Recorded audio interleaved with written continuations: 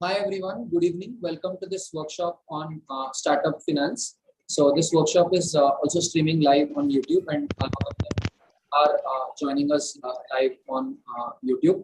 So those who are joining us live on YouTube, please keep sending us your question in the chat. I'll also take up the questions from the chat. Those who are tuning in live on YouTube, you can keep sending in your questions live on chat. I'll also be taking the questions live on chat.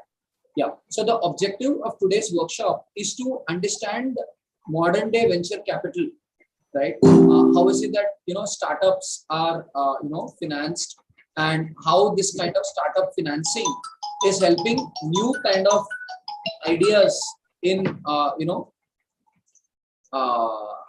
growing. So I mean, today you see ideas like Uber, Amazon, and so on. They have fundamentally changed human behavior. Now, what do I mean by that? Earlier, you had to go to a taxi, right? You have to find a taxi, and today the taxi comes to you. And if you were to discuss this idea maybe in 2014 in India, you wouldn't think this was practically doable, and Uber has actually done it.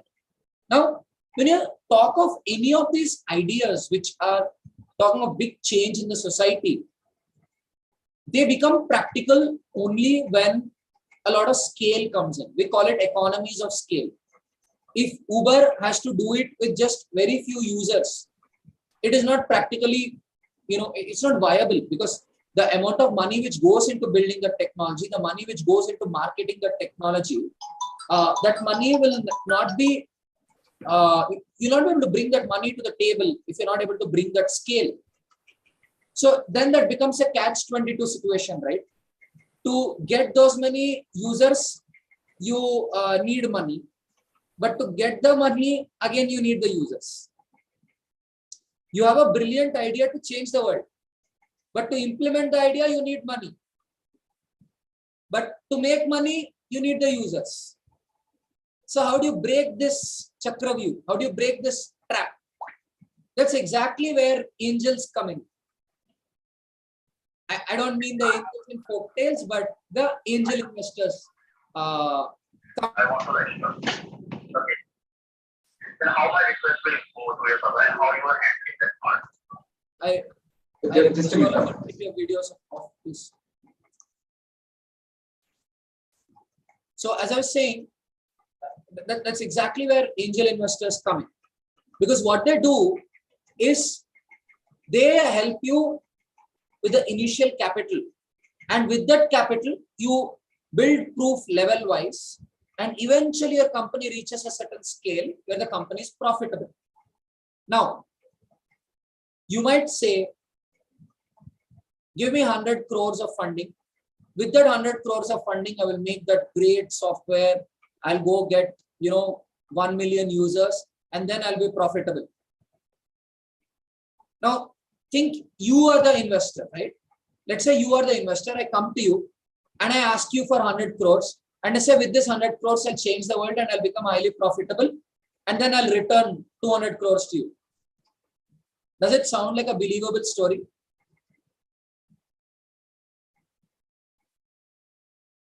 Even if it is a believable story, would you want to risk your 100 crores on it? Scary, right? Then what do? You say, okay, can I get a small proof that this thing works? So the way things work is, initially an investor takes care of your mobile app development cost or your initial asset creation cost. And you build something very, very small with the limited capital that you raise. Let's say you want to build an Uber. You build a very small mobile app with minimal features. You launch it, let's say, only in Mumbai. You launch it only in one region of Mumbai. You generate some revenue from some customers. You prove that there are people who are willing to pay for this service. Let's say initially you raised 1 crore in investment. And with that 1 crore in investment, you're able to generate some 30-40 lakhs in revenue. Are you profitable? You're not.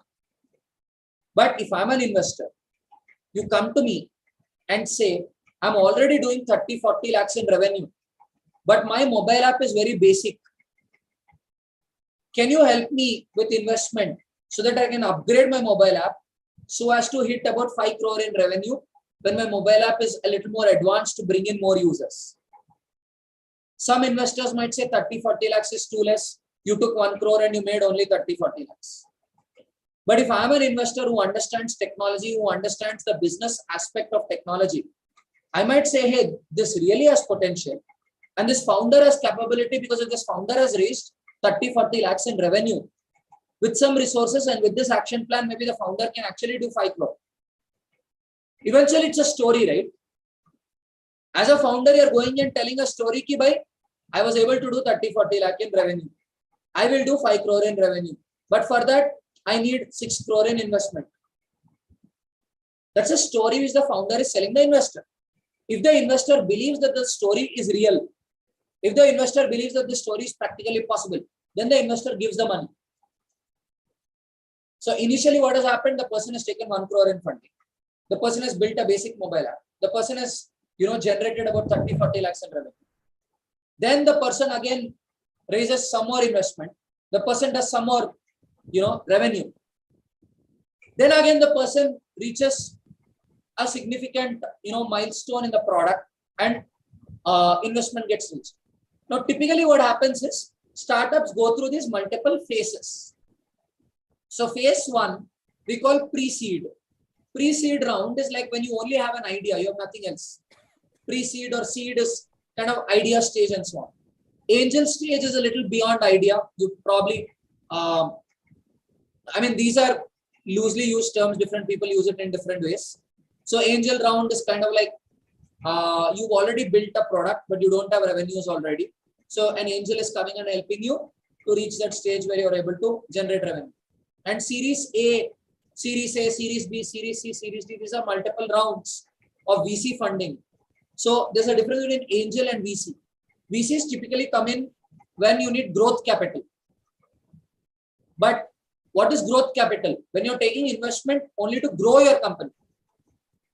But where do you use angel investment? To build your product, to build the basic model. And where does the seed investor come in? You have an idea, but you need to build the model. So these are different stages you get through. Now, how does an investor get an exit?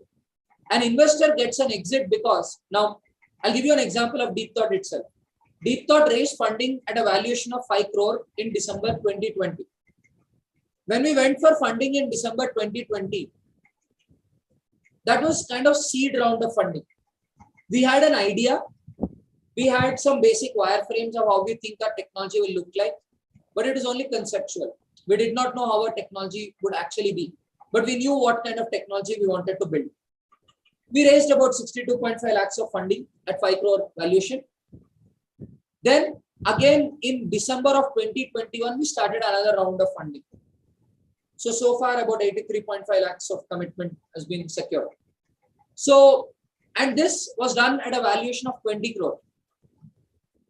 Now, why is it that the investors got prepared to pay 4 times the valuation within 1 year, which is quite big? A lot of people raised their eyebrows when we asked this valuation. The answer was simple.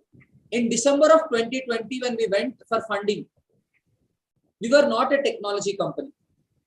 We were an education company. So we were, we were speculating on the kind of, technology we were going to create. We said we will make technology through which normal teacher can also teach like a research scholar. But we did not have the technology. But in December of 2021, when we went for funding, when we started the round, we already had Figma files ready. We knew how the product will look like. And we already had very basic prototype which we can show.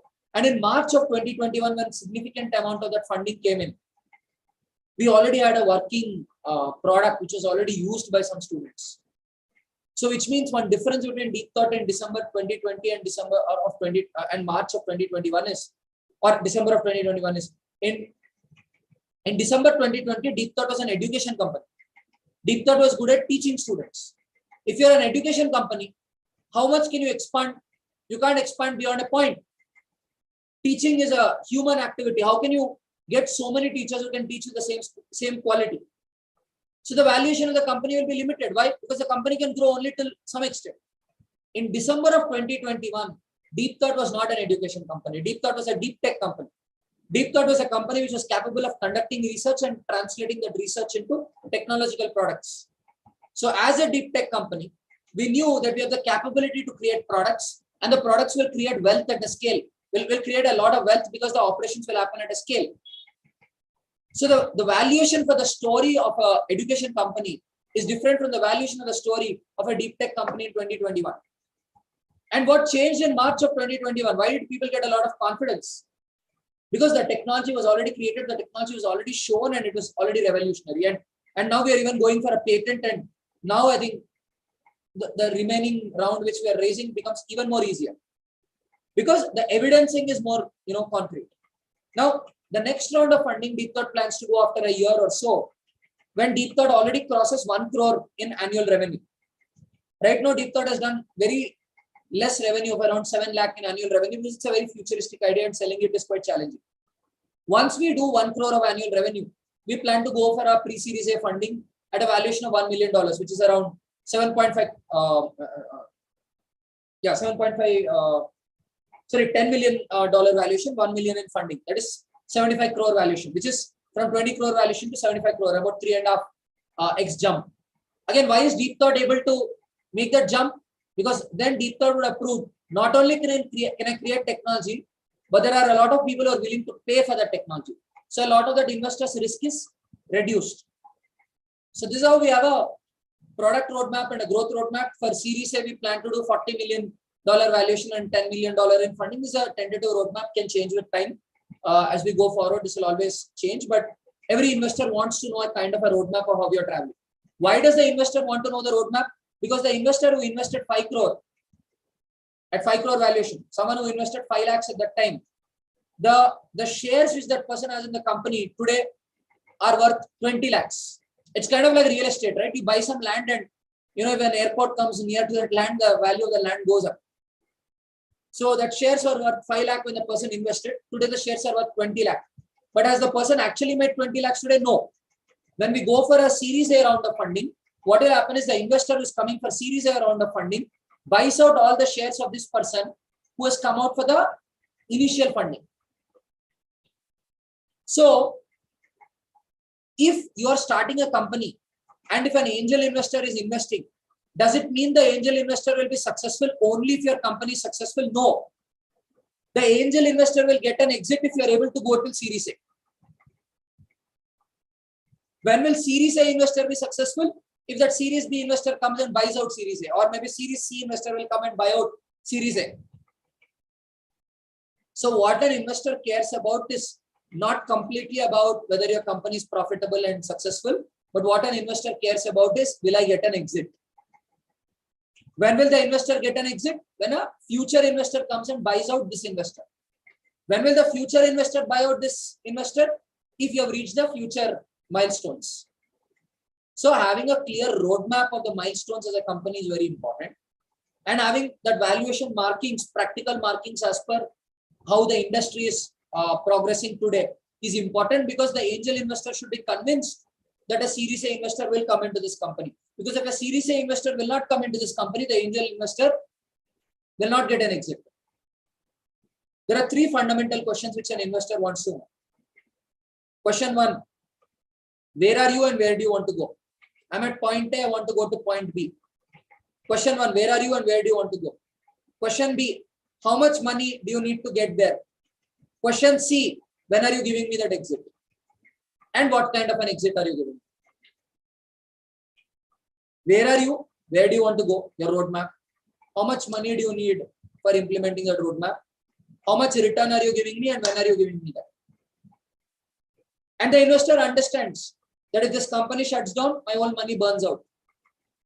If it is equity-based funding, right? So the most important thing for the investor are these 3 questions.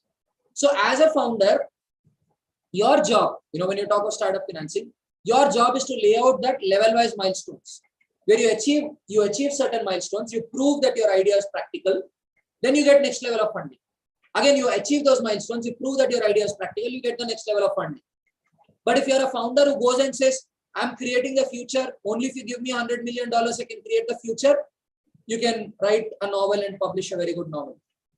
But startups will not be possible. To execute a startup, you need to be able to do it in a very small amount of funding and prove to the investor that they can do it even in a small amount. And once you prove to the investor, then you go to the next level.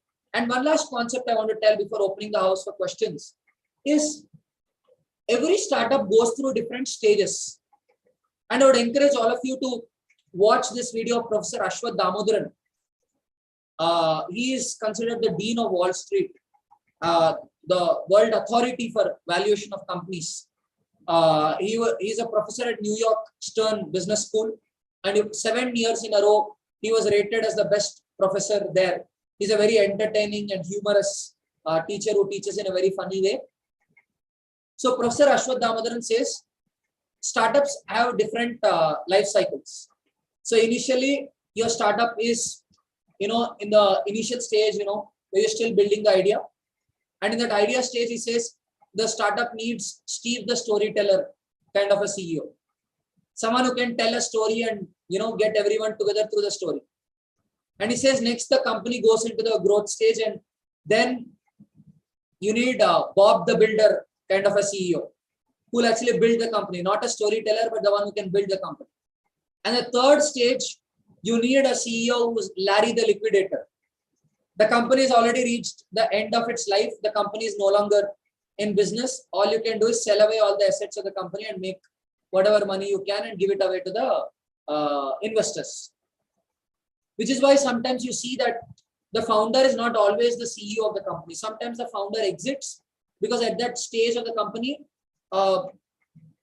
needs a different kind of a leadership. But initially, what the company needs is a lot of storytelling to bring all people together and to make sure people are properly aligned in terms of what their responsibilities are so they can reach the next stage. But again, I have my own personal theory here, thanks to one of our mentors, Mr. Vishwanathan, who's also an investor in our company. He doesn't believe that the founders have to exit the company. He believes that if you're an institution builder, then you should be with the company all through and you should build that company into a large institution which will change the society. In a way, Zuckerberg is an institution builder. In a way, Sergey Brin, Larry Page are institution builders. Bill Gates was an institution builder, stayed for a really long time. So, yeah, these are some concepts which I wanted to put out. Ratan Tata didn't build Tata, he took over. I'm talking of an institution builder who builds that company from the scratch and takes it a really, really long way. It's a different thing to take over an existing business and start a business from the scratch, even if you come from a very privileged background. Starting something new is very challenging because you need the buy-in of investors, you need the buy-in of customers. Of course, Elon Musk is one. You need the buy-in of customers, you need the buy-in of investors, you need the buy-in of employees. Even employees will not trust you. Why should I risk my career and work for you? So you need all the stakeholders to do that. So to summarize the concepts which I explained, one is this funding is a stage-wise process. And the initial stage of the funding is when the investor buys your story. And if the investor has to buy your story, you should have proved a few things. If the investor has to believe that with your funding you will reach B, at A you should have done something which proves. For example, in December of 2020, what the Deep Thought investors saw was Deep Thought already taught a lot of students. Deep Thought already has a lot of worksheets. Deep Thought has a lot of SOPs. So Deep Thought has the capability to create educational technology. We already showed, we built on small quiz app in 65,000 rupees budget and showed to them that we are capable of creating some small technology also before that fund.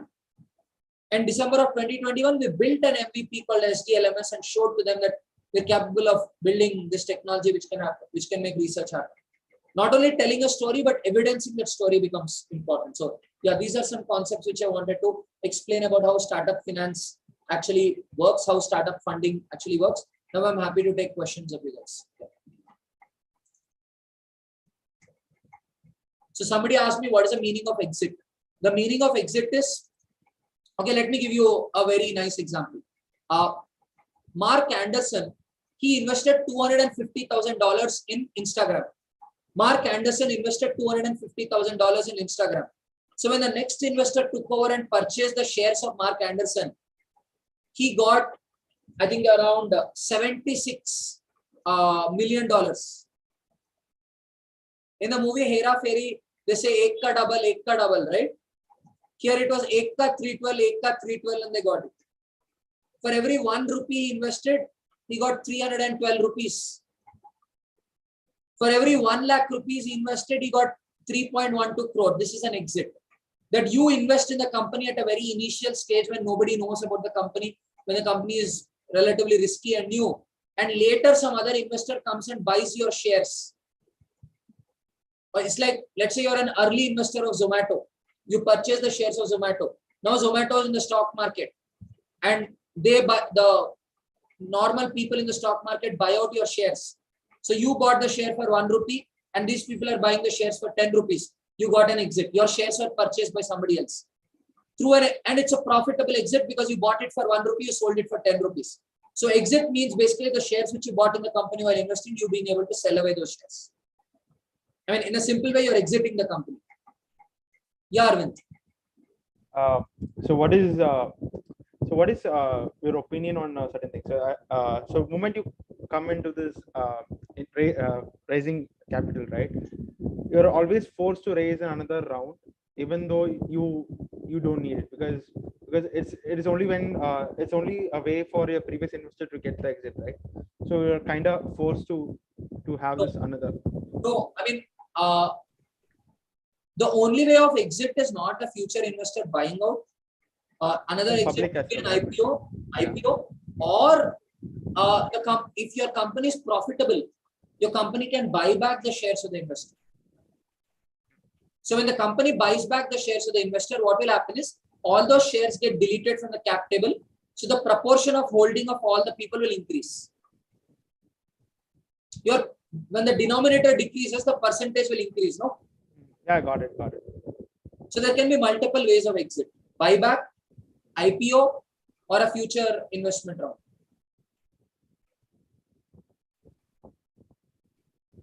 Next question. Those who are joining live on YouTube, you can ask your questions like Rohan asked me what is exit, and I just answered his question. Those who are joining on YouTube, you can ask your questions. I'm happy to answer them. Yeah. Next question, please. Apart from investing, what do you think is the role of an investor? He just has to wait for the profits and the exit, or does he put some conditions and make it complicated for the startup? Yeah, thanks for the question. So yes, investors sign something called term sheets. So there are some terms which they place subject to the milestones you meet. So that's a slightly technical thing, but I will tell 2 simple points for your understanding. One is the investors may not give all the funding in one tranche. They might give it in multiple tranches, and the future installments of the funding might come subject to you meeting certain objectives. Or another thing is the investors might put some vesting term, might put some terms key. The founder's holding will decrease and the investor's holding will increase if the founder fails to meet those objectives. So those kind of terms can come in. Again, all of this is a negotiation between the investor and the founder. Okay. Or rather the investor and the company. The company is the one which is bringing the investor into the company. The board of directors and the shareholders together have to approve to let the investor come in. Any decision which affects the shareholding of the company, you need to take the shareholders' approval. You need to call an EGM or an AGM and take the shareholders' permission. Only then you can bring that investment in. Got it. Thank you. So Tarun, for something like this, does the shareholder have to have a certain amount of shares, or even a minimal holding is sufficient for them to be taken into consideration for such decisions? Yeah, I think you need like the resolutions where you affect the shareholding patterns of the company. I believe it is. I'm not a company secretary, so bear with me. You'll have to Google again. But you may. You need a quorum. Quorum means minimum 2 shareholders have to be there, and I think minimum 2/3 or 75%, or there is some cutoff. Minimum that much percentage of people in the meeting have to pass the resolution. Only then the resolution will get passed. So that is, I think, the condition. So in general, what company secretaries advise startups in the initial stages, have minimum 75% holding in your company so that you can pass resolutions. Fair enough. Correct. Yeah. I'm sorry, I'll just be back in a quick moment. Until then, you all can probably ask your questions. I'll still be listening, but yeah, I will go ahead with the question. Let me rephrase that.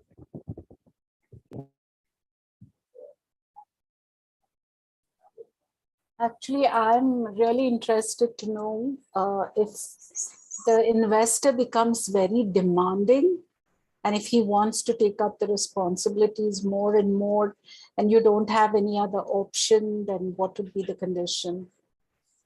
That's a catch-22 situation for startups, right? Like, so see, I would say for a startup founder, one very important thing is you have to have the ability to bootstrap.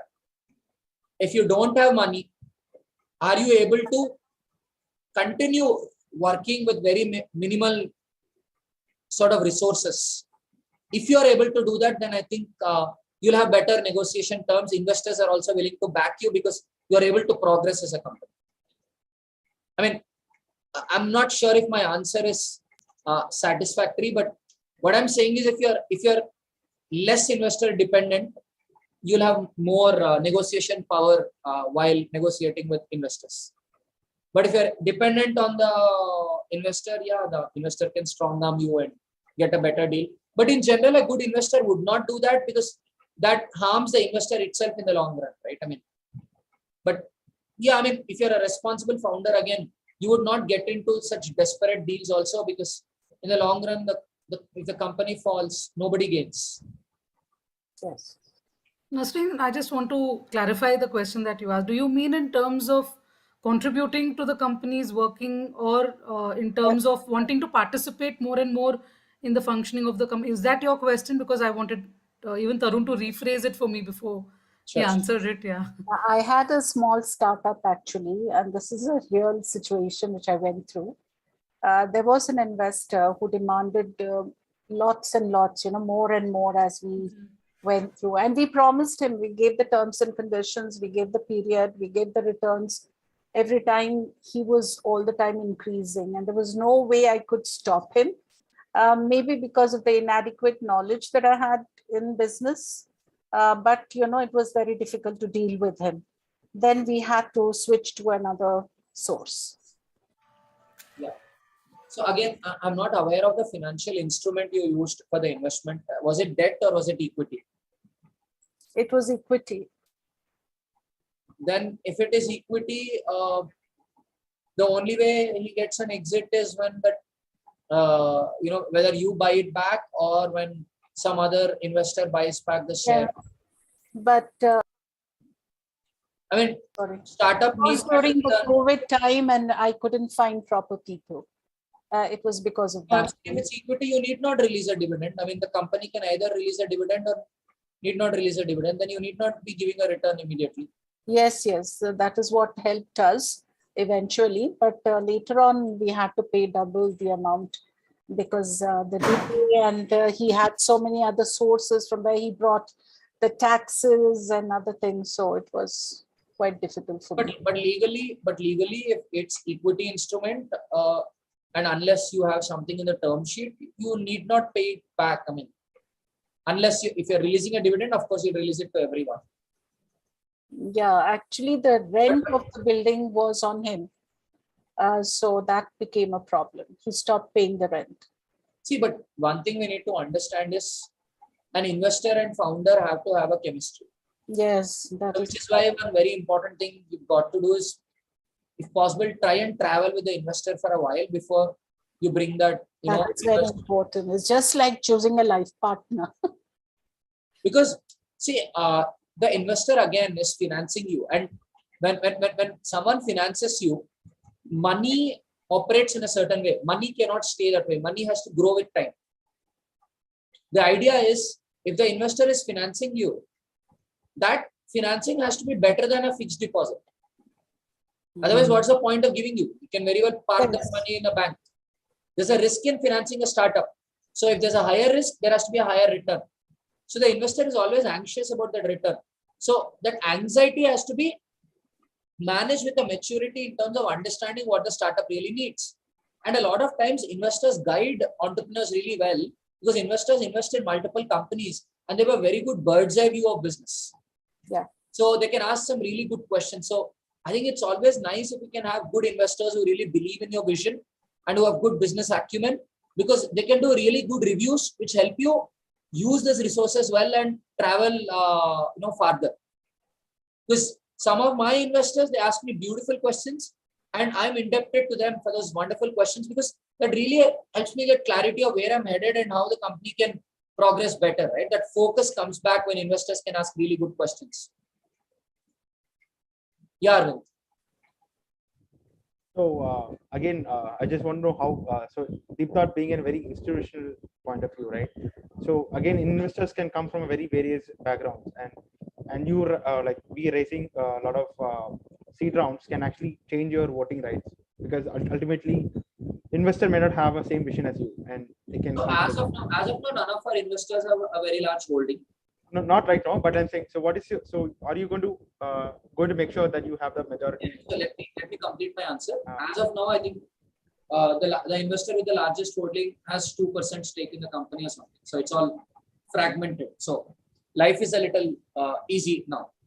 But going forward, yes, there will be an investor who will have 30%, 40% in future rounds. At that point, I think the alignment between the company and the investor is very important.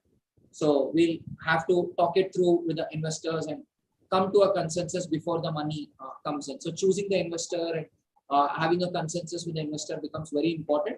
So the values of the company are kept intact when the investment comes in. I mean, there is this traditional mindset that investors kill values the company and so on, but that's not true. What an investor wants is a return. Investor doesn't have time to be involved in the business affairs of the company. As long as the company is going fine, the investor is fine. And I think it all boils down to one thing, right? How greedy is the investor? So if that's an investor who wants to create impact while getting a decent return, I don't think you'll have a problem. As long as you're governing the company well, as long as you're trying to get a decent return with the investor, you'll have the buy-in. Otherwise, if the investor is concerned about his return and you think you have a problem with that, then that's wrong, right? I mean, the investor is right in worrying about his or her return. So you may have to find a solution. I mean, I think it fundamentally boils down to you understanding that the investor is a very important stakeholder of yours. And the investor was the one who believed in your idea, right? The investor was the one who made that idea possible. So think through that investor's perspective and try to find a solution for that investor. And so I think, because for me, I think, Arvind, every day when I think of shareholder returns. I think my job here is to create social impact while generating shareholder returns. If I can't create shareholder returns, I should resign from my job. So if you are able to do that, shareholders will support you. Got it. I mean, as a CEO, it is your job to get the shareholder buy-in. You know, while your CTO is sweating and creating the tech, while your CPO is creating the product, while your CMO is acquiring the market, CFO is also involved in the funding. Well, so many people are doing their job. While your team is doing the job, what is your job? Your job is to, interface with the shareholders, get the shareholder confidence, and give the freedom to your team to deliver whatever they're delivering. Your job is to let the Manmohan Singh do his job while you are the PV Narasimha Rao. To get the buy-in of all the shareholders so that your team gets the confidence to execute the path which they do. Investors are not necessarily bad people. There are a lot of wonderful investors who want to commit to companies and help companies in growing. But the founder and the CEO have to have the maturity to understand what the CEO is, what the investor is saying, and work the way so that their interests are protected. Got it. And one more follow-up question is that we often hear a lot of investment rounds increasing. Do companies take ESOPs and probably can also add value by employing or appointing very valuable people in the company, right? By giving ESOPs or something of that sort. So why is that strategy is not that implied? Sorry? So we can also call some very big position people, bring them in the company to add value, right? So we can also give shares in terms of that, or give. It's a widely used concept in startups. startups do give out ESOPs to important people who might contribute to the value of the company. That makes people invested in the company. That makes people want to help the company grow. So startups do that. Deep Thought has also done that. So Deep Thought has an ESOP pool. Last year in our AGM, we took a permission from the shareholders for an ESOP, and we have been allocating ESOP to people. Got it. And last but not least, so can an investor secretly sell the shares to someone else of anyone? In a private limited company, no, because in a private limited company, we write the rules of the company in a way that you have to take the board's approval before selling. In a public company, of course, you're listed on the stock market, and so private limited companies consciously do that so that the ownership doesn't get transferred to competitors and so on. And by the way, I mean, L&T for a long time was under threat of acquisition. I know Reliance went and saved them. You can see that story. In Google L&T threat of acquisition, you can see that story. Because L&T was doing very good business, but they were not doing business in a way that they maximize their valuation. So when A.M. Naik joined L&T, he actually, I think when A.M. Naik was the CEO of MD, he actually helped L&T in doing things which will increase their valuation, and that's how they mitigated the threat of acquisition. Okay. I have this interesting doubt which came by. So what will be your reaction if your investor suddenly invests in a competitor company of Deep Thought? Like then what? Then that is a little. So probably he has possibility of adding Deep Thought into that particular company of any of that. Yeah, So I mean, we anyway have our IP protection in place. We anyway have our NDAs, IP protection, all of that in place, and that is disturbing. And usually investors don't do that. But again, you've got to face it, right? The competition is already there. Because he might be sharing some secret insights as well, being an investor as well. Again, look, there is only certain information that the investors also have access to, right? So, but yeah, that is a threat because some data can go out. But in general, investors themselves don't do that. I mean, they don't invest in. I don't know why, but that's a good question to ask. But investors don't do that because I remember when I was pitching to some investors. One investor told about a portfolio company which is into a business which overlaps with our business, and he refused to even look at our pitch. And he thanked us. He thanked us for reaching out. He was very courteous in the entire response. But he said, "I have a portfolio company which is clashing with yours. So maybe it's a conflict of interest and I should not look at your pitch." And he politely refused to look at our pitch. I think that's some good ethics. Yeah, Ritika, go ahead with the question. So my question is like when we have a contract, when we talk to investors, do we make them sign any bond? Like they can't overrule us for that. Okay. So rather it's the investor who signs a contract with the company about what their rights are and how it will happen and so on. So there is a shareholders agreement which the investor gets into with the company. It's called SHA, shareholders agreement. So in that is discussed. I do not know much about it because as of now, Deep Thought has not enforced SHAs. It will come in when our first VC round of funding or when our first major investor comes in. That's when SHAs come. But yeah, it's the investor who signs it to the company.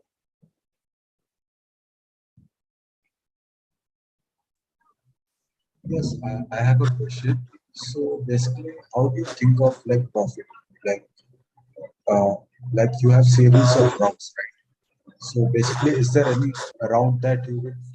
Mudasir, in growth startups, right? People don't look at profits. People look at growth. What the investor wants is the investor wants you to acquire more users and grow the valuation of the company. A lot of people say don't go after the valuation rat race and all of that, but the point is this is how modern day venture capital works, right? You take risks in a company which you think will grow, and that company burns all the money to acquire more users faster. The company grows faster, and with the help of the funding, you're growing faster before your competitors can grow. So what matters to the investor is the valuation of the company growing, so that a future investor can buy out this investor's stock. So it's not the profit, but it's the valuation, and the valuation is subject to the revenues which you're doing. See, Mudasir, it works this way, right? So with Deep Thought, we projected that in the final stage of the company, we'll be able to, there's a TAM of around 1.3 billion. There's a total addressable market of $1.3 billion. So we said we'll be able to do about 500 crore in annual revenues. So if we are able to reach there, the final investor gets a very handsome exit. So this investor wants us to get to that 500 crore annual revenue as fast as possible. Next 4 years, next 5 years, and so on. So what they look at is, what all are you doing to prove that you can become a 500 crore revenue company in next 5 years or next 10 years? So today, if I'm building very new kind of technology, which is really impacting children, is it proving that you can become that company? Yes. So the investor is interested. If you have 100 schools which are coming up and taking up your product, is it proving that you can become a 500 crore company? Yes, the investor is interested. So the investor wants anything which can prove that you can become that company in the future. You're going there step by step. So a lot of people are saying, Byju's is not making profit. Why are investors supporting it? It's not making profit. That's not how startup finance works. What the investors of Byju's want is, they want Byju's to acquire lots and lots of users and make profit. And eventually at that scale, they become profitable. Then they'll get their return. Yeah. So that's, I think, I don't know whether it's right or wrong, but I think that's one way for any startup to quickly increase its valuation is by acquiring some other companies, right? If they have a very strong investment book, they can easily buy out some company and easily leverage that to be a bigger valuation. But Arvind, let's understand one thing. Sorry, please complete the question. So if Deep Thought is yet, if it is yet to acquire some company, so what company would it be? Seed angel companies don't acquire companies usually, right? At a much later stage, when they have much higher capital, they acquire companies. And also, Arvind, let's understand one thing, the first principle which I just said. You are telling a roadmap, right? A financial roadmap of here I am, and in next 5 years, next 10 years, this is where I'm getting. Your acquisitions have to make sense with respect to that roadmap. Your acquisitions have to help you justify how you will be able to realize that revenue. If Deep Thought in the future is acquiring a company, Deep Thought has to show how that acquisition of that company will help Deep Thought in becoming a 500 crore revenue company. If Byju's has acquired White Hat Junior, because Byju's probably wanted to acquire all the user base of White Hat, it has to help Byju's in its own story. Yeah. Today, Byju's is acquiring a lot of companies because they're acquiring a lot of interesting products. They're integrating all those products together, and they're going with a very nice offering to the parents, and there's a huge market to be addressed over there. And very recently they signed an MOU with Andhra Pradesh government, and they're giving digital education to a lot of students in government schools. So that's, I think, the story they're trying to sell. Okay, then let me invest the question. So what would be your answer? Say what would be your answer if Byju's is thinking to buy Deep Thought? What if Byju's is? I'm investing the question. What if Byju's is interested in buying Deep Thought, and what would be the answer? Okay, I have two answers to your question. Answer number one cardinal rule is, as the founder of this company, I need to do whatever is correct for this company. It is not my ego which matters. It is the company's interest which matters. Maybe there is one day when I have to exit this company, I have to leave this company gracefully. If it is so, I must have the humility to leave the company. I may have an attachment of having worked on this idea for a really long time. It can be nasty, but I'll have to do that. So if it is in the best interest of Deep Thought that Byju's acquires it, I'm with it. That is point number one. Point number two, for me or for Deep Thought as well, Deep Thought is a company which is born out of a cause. The investors who invested Deep Thought also invested in a cause. So any acquisition which is going to happen in the future, if at all it does happen, happens only if that investor also believes in this cause. But again, if there is a dead end, Deep Thought is not able to find any way out, then maybe Deep Thought will sell away the technology and exit to give the return to the investors, so the investors don't burn their hands by selling away the technology, whatever we made, to other people. If we are not able to take it in the society, at least let somebody else take it. That is the thought process I have. But having said that, what we would like to do is we'd like to run the company. We'd like this to grow. We'd like this to impact many more people. We would like you to run Deep Thought, Tarun. Nobody can do it as well as you can, so it's not going there. Don't worry. So I hope I can. As I said, see, when the company grows, right, the founder also has to mature, because the demands of the company change as the company grows. So if I am capable enough to handle the company when it grows, of course I would love to do that, and of course that's what I would want to do. But again, as a founder, if you believe in a cause and you want to take a cause forward, you have to have the humility to understand that if there's a day when you have to call it a day, you have to call it a day. Yeah, I agree. Because look, a lot of people have supported me on this mission. It would be me doing injustice to all the people who support. They've not supported Tarun, they've supported the mission. Yes. So the mission is important, not any individual here. The mission of making global education research based. That's the point I was trying to make. I think anyway you can put a clause saying that you should be the CEO even if it buys something like that. Sorry? Anyway, you can put a clause even if a company is buying this Deep Thought, you should still exist as a CEO or something. Yeah. There are various ways of doing things, and you know what? A lot of times during acquisitions also, the company put a demand that you should stay for 2 years. They don't let you go out immediately. Because you go abruptly, I mean, how will they handle the company, right? So they put the vesting clauses. Yeah. Next question.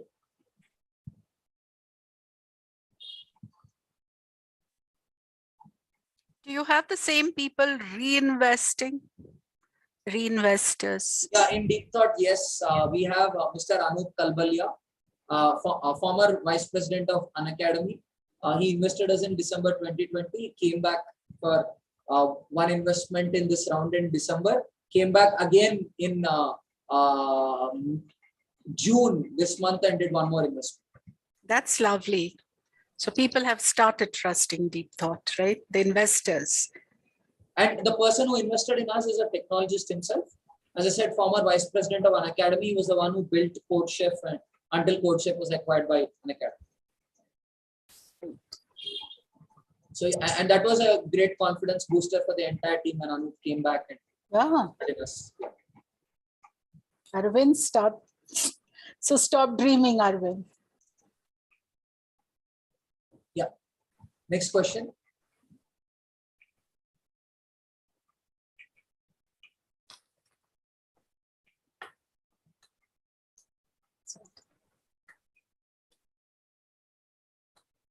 Right, I think there's some questions in chat. My question is to Arvind that if he becomes the investor to the company, what all things he will notice and then be invested to this company. Okay. Okay. I didn't even hear the question. I was just shocked that if you are an investor, could you repeat the question? I didn't know that you were actually referring my name. Okay, Ritika, go for it again. Okay, so my question is that if you are the investor for Deep Thought, so what all features you will look for to invest in this company? Because you have so many questions related to Tarun to not be a CEO of the company. I think he's only asking them for discussion. Right? I know. He has a thought process. I think I would immediately pressure Tarun to expand foreign. It's my go-to, because I believe that I think foreign easily respects what Deep Thought is doing. That's what my Arvind, as much as you're in a hurry, I'm in a hurry. So my sister recently moved to the US, and and I was telling her that I'm waiting for next round of funding, and I'm moving to Silicon Valley after next round of. Again, happy to be aligned, right? So it's great. Sorry. Again, happy to be aligned. Again, as an investor, and you're very aligned. So it's great. I mean, see, we are in India right now because we're trying to build the product here. But again, We would want to take, once a product is properly ready and properly validated in India, or if we have an investor who's willing to believe us before the revenue validation, we would want to test it in developed economies, because we believe this will be embraced much more in the developed economies. Middle East, I mean, even now we are actively pursuing opportunities in Middle East. We have 3 students from Bahrain, 1 student from UAE currently. So one question I got in YouTube is, what is the return Deep Thought has given to investors? Deep Thought has not given any return already. We are an early stage startup. As I said, once Deep Thought raises the Series A round of funding, that's when Deep Thought will be able to give that return. And early stage startup funding is very different from later stages. Early stage is, it's all about the idea and how you are able to prove that you will be able to execute the idea. Later stage, it's all growth and numbers and all of that. Because early stage, you don't, I mean, one of our investors, Mr. Vishwanathan, right? He said, Tarun, I'll not ask you any numbers, don't worry, because you won't have them anyway.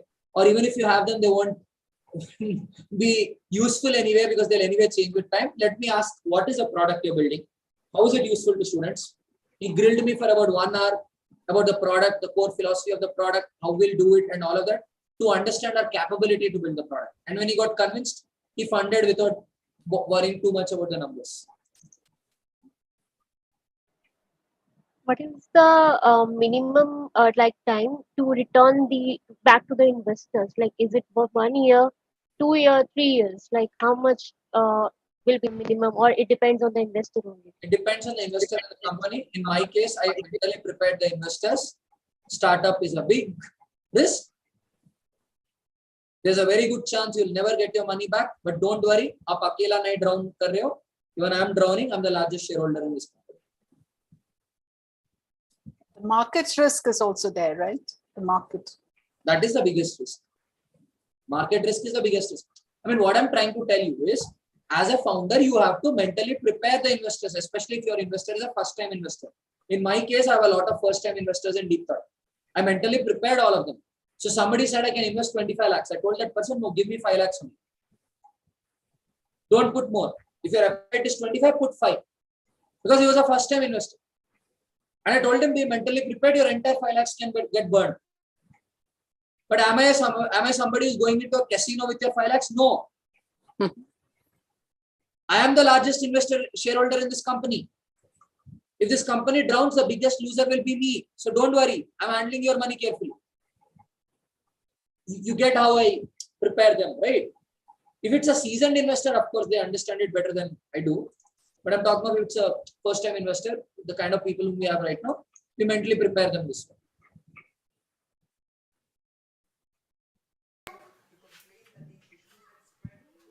Next question, I think we have time for 2 more questions, 5 minutes more.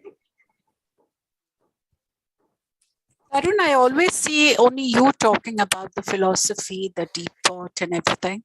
Are you preparing somebody else to talk if you are in case not there, if you're traveling somewhere and something comes up?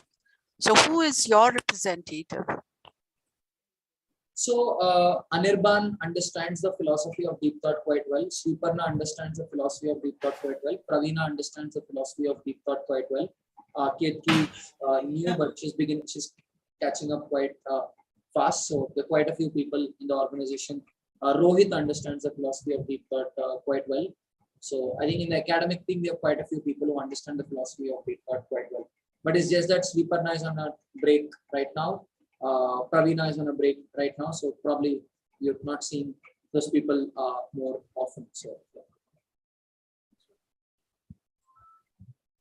And again, the organization structure of Deep Thought, right? So the entire tech is handled by our CPO, Mr. Hariharan, and Shavan soon will be promoted to AVP technology, probably the first announcement. So Shavan handles the tech along with Hariharan. Shavan understands Deep Thought tech quite well. And now we're building a product team separately. Right now, product team works closely with the tech team, but now we are branching it out. The product team will report to me directly. Tech team reports to Mr. Hariharan. And the delivery team reports to Mr. Yugandhar Reddy, our mentor. And So I work with Mr. Yugandhar Reddy and Hariharan to achieve the outcomes. But again, for Mr. Yugandhar Reddy, Ketki is the group lead. So Ketki reports to Mr. Yugandhar Reddy and Ketki parallelly reports to me. So I handle the delivery function through Ketki. Shavan reports to Mr. Hariharan and he parallelly reports to me as well. So I handle the tech function through Shavan. And now I'm looking for a new group leader for the product team.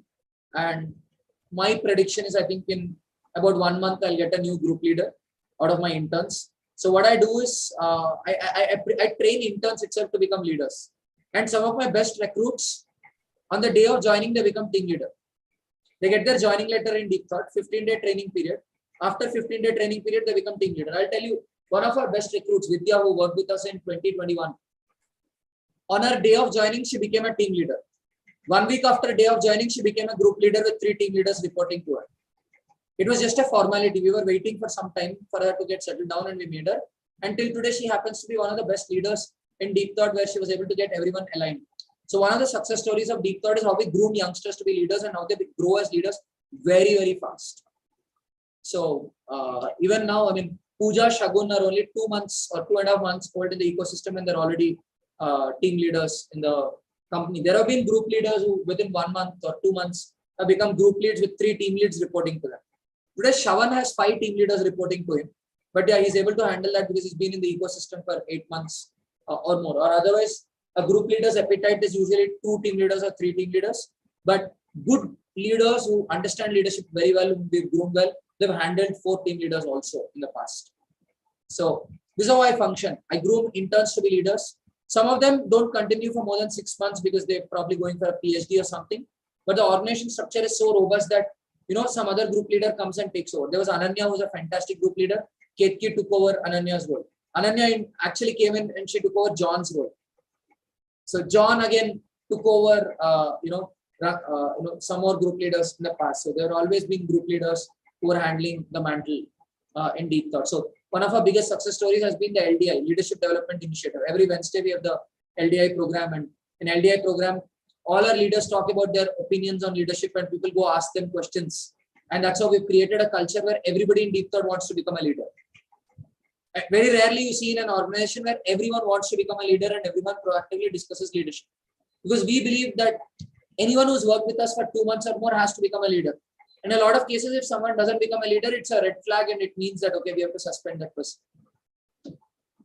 Usually. With our internship structure at least. Because we have that mentoring structure where every intern gets groomed to become a leader. Yeah, any questions related to startup finance? One last question before we close. So it's not directly about startup finance, Tarun. I want to know, when are you going to take a session on what it takes to start with a thought and how do you actually fructify it into something like a business model? So I'll wait for that session as well. This was very informative. The way you tell stories, nobody can. So I just came in for that, but I'm going back thinking a lot. And of course, I'll connect with you one-on-one as well. Okay, then let me advertise my next workshop. So my workshop on this Sunday from 2 o'clock to 4 o'clock is on a method called Lean Startup. Lean Startup, you may want to just do a YouTube search for a video of Eric Ries, E-R-I-C-R-I-E-S, E-R-I-C-R-I-E-S, Eric Ries. Eric Ries has come up with this method called Lean Startup. So on this Sunday from 2 o'clock to 4 o'clock, I'll be doing a workshop where I teach the Lean Startup method, how you start with an idea and in the most efficient way, how do you build it level by level. Eric Ries came up with this method because he noticed that more than 90% of new product launches of large companies or new startups fail, which means we as humans are not particularly good at executing new ideas. So he came up with this method so that we have an efficient way of implementing new ideas. So it's a great method, and in case you're very interested in this topic, I'd strongly recommend that you open Amazon and buy this book called Lean Startup by Eric Ries. You'll really love it because this book essentially addresses this topic. Tarun, there is a clash in my schedule on Sunday. I already have a workshop for 4 hours, 2 to 6. But I'll watch the recording. I think it'll be live on YouTube. Yeah, I will do that. I'll do that. Thank you so much. That helps. Okay, one question which came in on YouTube is, what is Deep Thought's revenue model? So Deep Thought currently generates revenues through classes. So we work with students of grade 3 to grade 12. We take classes on research-based learning. So the students learn how to learn and students learn how to analyze, how to think and so on. just to make a small sales pitch here, some of our 6th class students presented time value of money, how startups are valued and so on in some Socratic dialogue. So 6th class students were able to pick up those technical topics, which many MBA students also find it very difficult to understand. So we offer these classes and we generate revenue through that. But now we are also coming up with a new revenue model. We are providing software development interns to startups and we are generating revenue through that. Like how Infosys gives software developers for other companies, right? Because one problem with a lot of companies have is they do not know how to train interns and how to recruit interns and how to monitor interns. We said you leave that headache to us, we will give you interns. So we're building a very strong software development team of interns and we're going to take up projects of external companies and do those projects and generate revenues through that. And just today we got our first order of 4 interns. So we're starting off with that, and that's a new revenue stream which is opening up for us, because we are saying we have a very good education model. With our education model, we are training interns to learn how to become software developers, and we have a very good reflection model to make them reflect and continuously be productive. So that way we help companies in hiring youngsters. So you give a chance to youngsters will do it for a lower cost. They get an opportunity, and as a company you save money. It's a win-win for everyone. So that's the model we're working with, and we just got our first order today for the new revenue stream, which we got. Yeah. So one last question, if any of you have related to startup finance. Yeah, so my question is, if you get a chance to choose between investors, so one of them, those investors who does not share the same value as you, or some investor who is very much involved with your company, but you always clash with him with the ideas. So whom you will choose as an investor for your company? I would say I would engage with both of them.